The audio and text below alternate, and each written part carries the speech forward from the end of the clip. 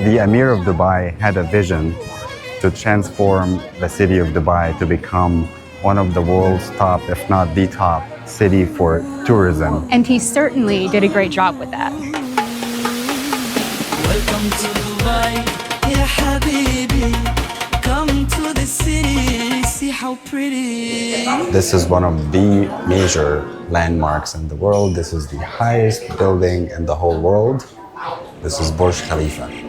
To put the sheer size of this building into perspective, it's roughly twice as high as the Empire State Building in New York City. There is definitely way more floors above us, but this is the highest floor you could possibly get to for being a tourist. This is the 148th floor. To get here, we had to ride the world's fastest elevator.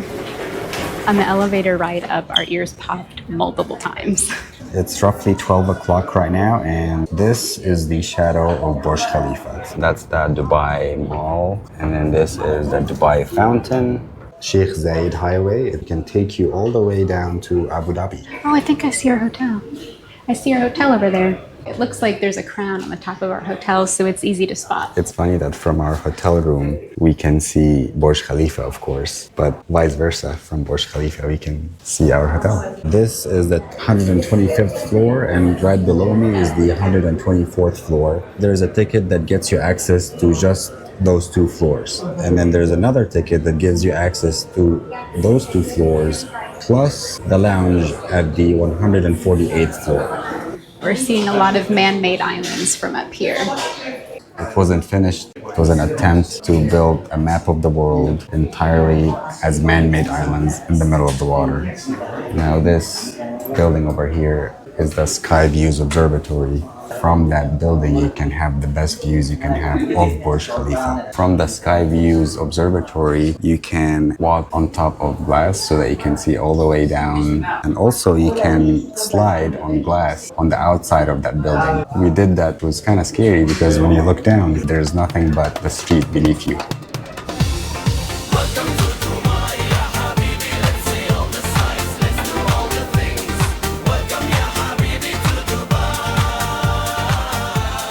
There's this area underneath the giant tower of Burj Khalifa. People are walking and hanging around next to a ginormous lake. This is actually called Dubai Fountain. It's ginormous. The Dubai Fountain covers 30 acres, and jets can shoot water up to 500 feet in the air. There's a fountain show every 30 minutes from 6 to 11 p.m. It's a perfect place to spend the evening. Also, every 15 minutes at night, Burj Khalifa does a mini light show, sort of speak. With music, you see different patterns and lights and projection on Burj Khalifa.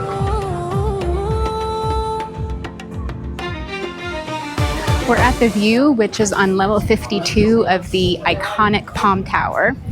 It gives a 360 view of Palm Jumeirah, as well as the Arabian Gulf.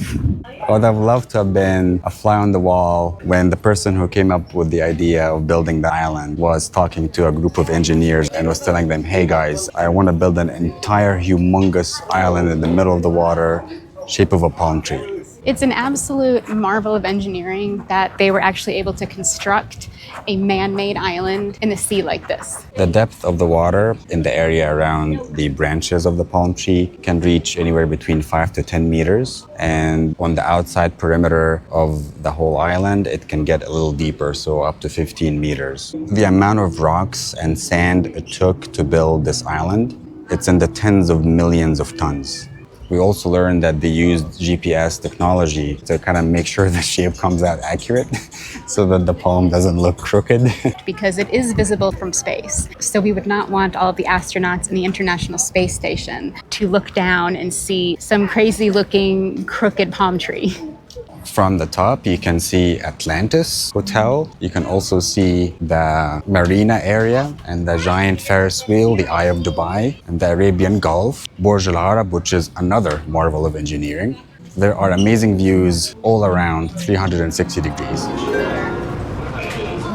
We decided to take the monorail, which is an excellent way to see Palm Jumeirah. It kind of takes you all the way bottom to top of the stem of the palm. And at the very top of the palm is where Atlantis is, and you get to see that from the monorail.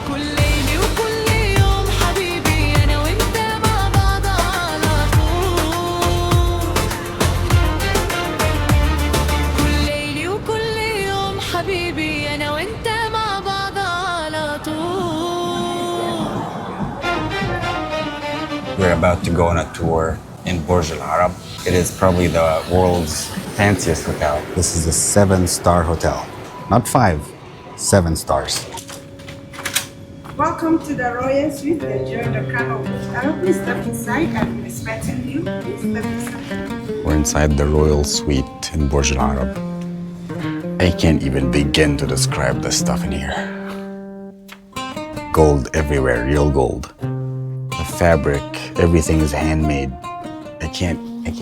This costs 54,000 US dollars per night. I've never been inside a building so ornate. Burj Al Arab takes it up, not 1 notch, 17 notches. Imagine having this as your bathroom. Wow. There's a telephone, yeah. Sometimes I need to make calls too. Even the TV is made of gold. I watched an entire documentary about Burj Al Arab and how it was built. One of the main challenges was how can you build a building so tall in the middle of the water and having the ground be able to sustain such weight. So they had to be very innovative and design this whole new system of architecture of creating very long columns that goes into the ground, and it takes advantage of friction between those long columns and sand to create very solid ground that could sustain a building this big. You just have to see it to believe it.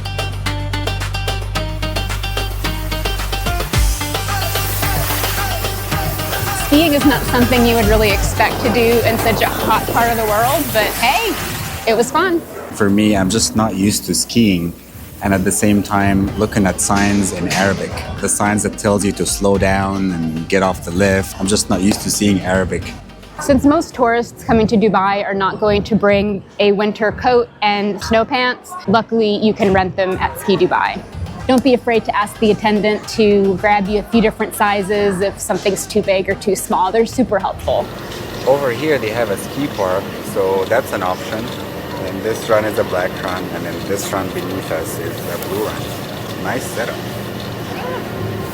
What a novelty that was. I'm curious to see the prices on the snow gear, since there's not much of a market for it here.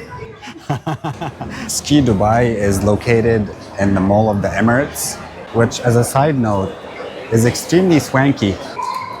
There are kiosks that actually are people trying to sell you property. Of course. I mean, you stop at Cartier, Balenciaga, and then you just buy a villa. Doesn't everybody do that? All in one trip. So convenient. Oh yeah. One-stop shopping.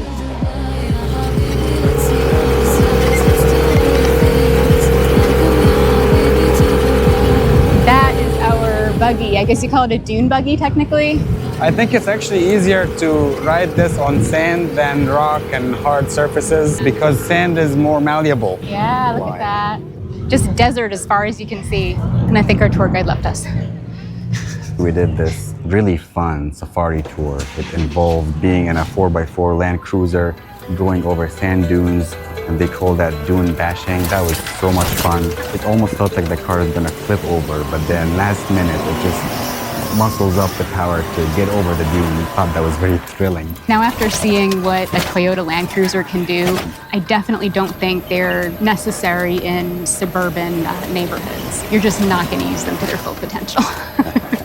And they let us take a picture with a falcon. I know that a falcon is a bird of prey, but I still felt like the falcon had a very kind face and kind eyes, just like a puppy or something.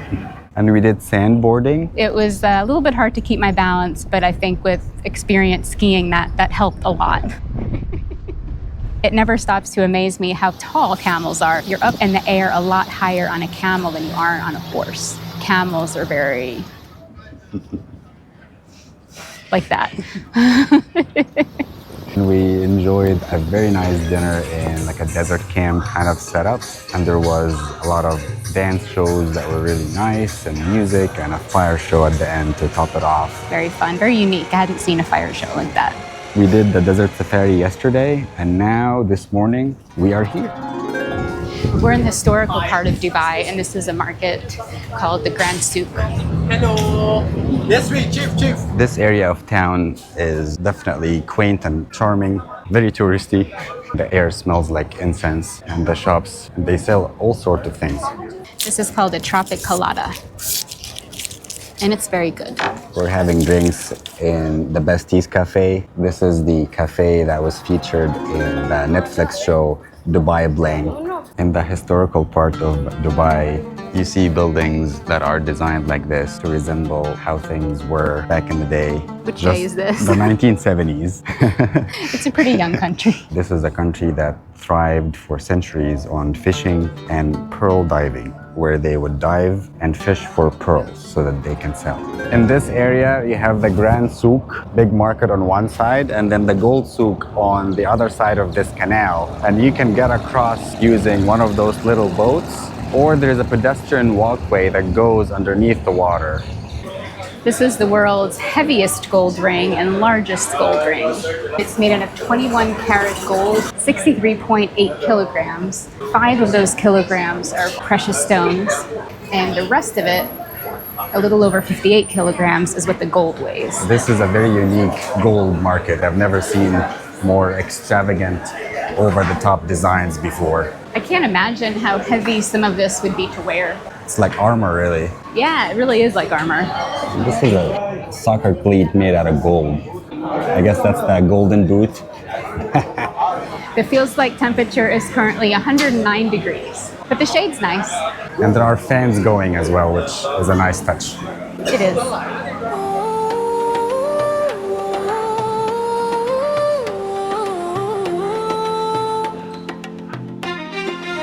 Dubai has a lot of buildings with very interesting geometrical shapes, including this one. It's a frame. It's a really pretty frame. It's also the largest frame in the world. It looks like actual gold. It does. The outside of the frame is made of gold-colored stainless steel, which makes it glitter in the sunlight. 2,000 tons of steel was used to build the frame. It has a glass floor. It can be nerve-wracking, especially if you have any kind of fear of heights. Inside the frame, there are pictures. This one is the founding father of the UAE. There's a picture of the Emir of Dubai and also the president, the current president of the UAE. You can see Burj Khalifa from here, of course, and also you can see the frame from Burj Khalifa, of course.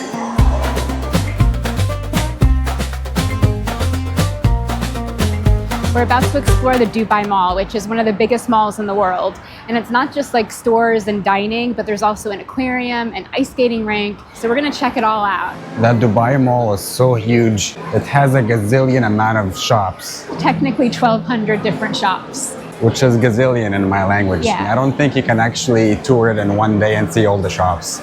It's No way. impossible. It could be difficult to find your way around. So it's a good idea to download the Dubai Mall app. That looks like it's a full-size ice rink. Wow. I feel like the only people who really know how to ice skate are the Russians. Everyone else is struggling. I can ice skate okay, I'm just not really good at stopping. This is the Dubai Mall waterfall. Those sculptures of men are representing pearl divers, which is part of the UAE history. It's 4 stories tall. It's designed to give you the illusion that the men are moving, not the water. We're making our way into the aquarium and underwater zoo. There's animals involved, so of course I'm excited about it. This is my first time being in an aquarium with Arabic narration. I don't often hear scientific Arabic.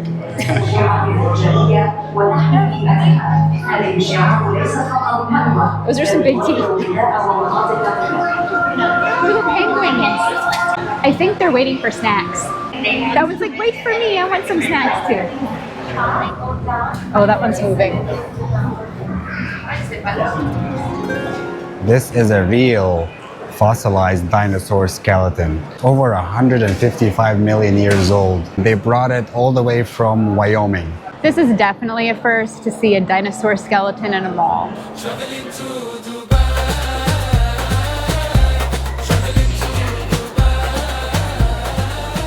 We decided to come to the Museum of the Future, and when we came in, it was still light outside. Now it's 7 p.m. and it's magnificent at night because the way it's lit, it is truly, truly a masterpiece of design. As you walk through the museum, you see potential accomplishments that humans may be able to achieve by 2071. We went into this room that was supposed to simulate a spaceship, and were brought up a few floors to the top floor of the museum. And then on each floor, there are different exhibits to see, to walk through, to experience. I can't believe we're just walking on one of the most beautiful buildings in the world. At least that's how it's being described. It is beautiful. And this is the gift shop of the future, and the museum of the future.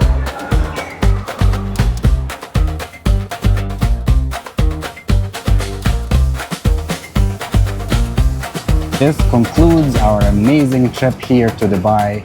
This is an amazing city. There are a ton of things you can do here. We could not fit everything, of course, to be done in just 5 days. Therefore, We'll have to come back.